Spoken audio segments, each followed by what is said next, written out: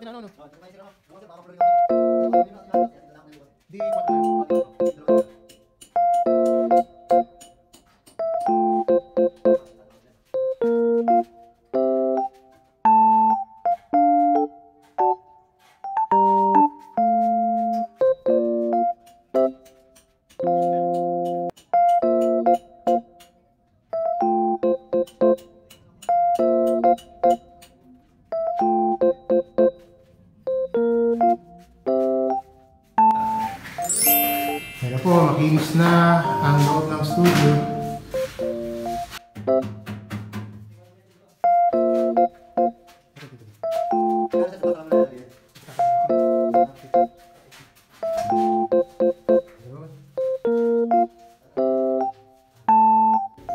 Lalagyan pa yun naman soundproofing. Kaya po si engineer.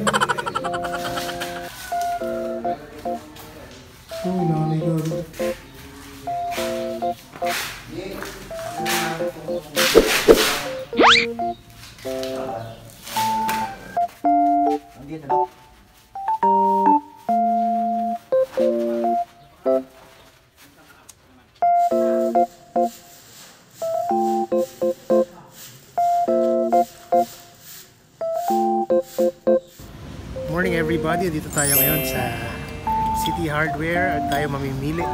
Magka-canvas tayo ng tiles at saka kung ano-ano pa. Alright, samahan nyo kami ni Arco Boy at ni Micah at ni Ate Hazel. Ayan. Let's go guys!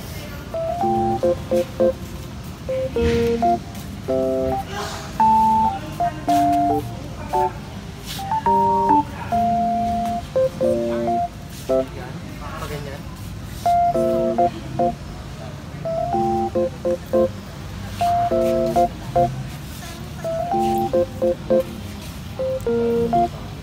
Ano mga siya?